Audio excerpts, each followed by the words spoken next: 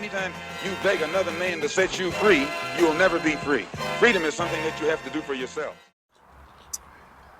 Okay, so I wanted to make a video again about covenants and taxation.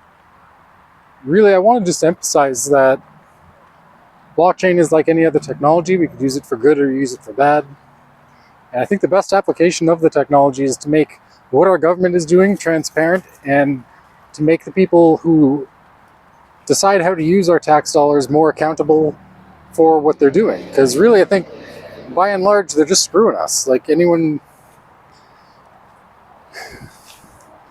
you ask more or less feels like they're being taken advantage of by the government. At least anyone who's really paying attention will think that. And at the end of the day, they don't really work for us. They work for the central banks that they borrow from in our names, or the private banks that they borrow from in our names. It varies the way it works from country to country, but by and large, they're more beholden to the people that they indebt us to than they are to their actual constituents, which really, when you break things down like that, our system's just totally broken. And it drives a lot of people towards the anarchist point of view because they feel like there's no way to fix this system. It's just too broken to be fixed. But I feel like this is kind of a happy medium where if we put our taxes onto a blockchain that was transparent so that there would be transparency and accountability, we could separate the baby from the bathwater, keep the things that we want our government to do, and take away their ability to rob us for things that we don't want them spending our money on. And I feel like the specter of CBDCs and this fear campaign against central bank digital currencies is really just meant to prevent people from thinking too deeply about what we could do with programmable money to empower ourselves. I think a lot of what's being done in the crypto market is just a giant distraction, keep people gambling essentially, so that they don't really think too deeply about these things either. Now, I'm going to be co-hosting a space next week with Can You Blockchain, specifically about healthcare and different ways that we could apply blockchain technology to the healthcare space. I mean, it's something that I care about quite a bit because, it's been a lifelong interest to me. Health and medicine has been a lifelong interest of mine. And I was fortunate enough to learn early on in my studies when I was still a university student just how corrupt the healthcare system is, the pharmaceutical industry is, and how big corporations really sway the narrative and control education in that space in a way that's detrimental often to overall health and wellness for the average person. And I see things that are going on in Canada, like there's this introduction of a pharmacare program here where they want to pretty much use our tax dollars to finance people's prescriptions.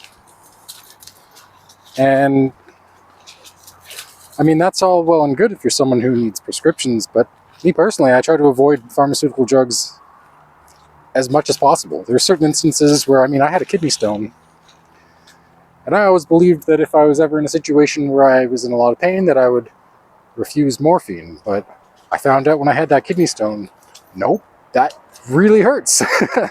And it was a more severe pain than I'd ever experienced in my whole life. So when they offered me morphine, I was like, hell yeah. And it made me quite ill. I didn't like taking it. And I tried to take as little of it as I could the week that I was really suffering from that kidney stone.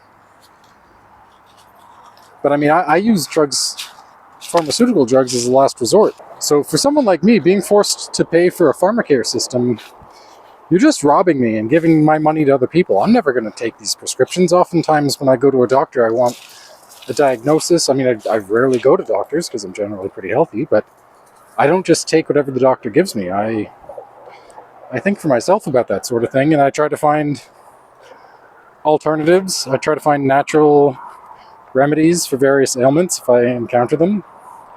And generally I'm pretty good at that because I have a decent background in anatomy and physiology and medicine, so that I'm capable of doing those things for myself. But a lot of people don't have that, and they are just kind of forced to listen to expert opinions.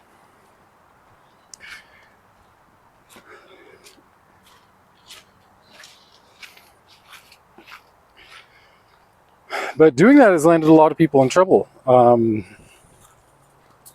mean, people go on these certain drugs without really thinking of alternative possibilities, and then they end up kind of destroying their livers or the kidneys or the various things that are needed to metabolize those drugs.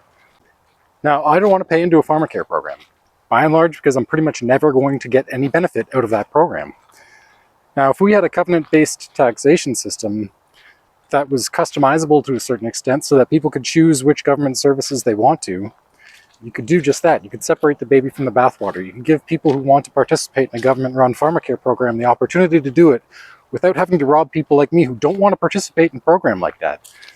And I think really that's the way of the future. I think when more and more people become aware that we could do these things, it's going to be very hard for the government to justify taking a blank check out of everyone's pocket for things that we don't want to spend our money on. And really, I described it in the article that I wrote about this, that it's plunder. They're just plundering us and spending our money on shit that we don't want them spending our money on. And I think the extent in which they're robbing us is astronomical. Like, most people probably have no idea. And the people who pay close attention to these things, like, I mean, they're just throwing away billions of dollars all the time of our money to causes that we would never choose for those dollars to go to. And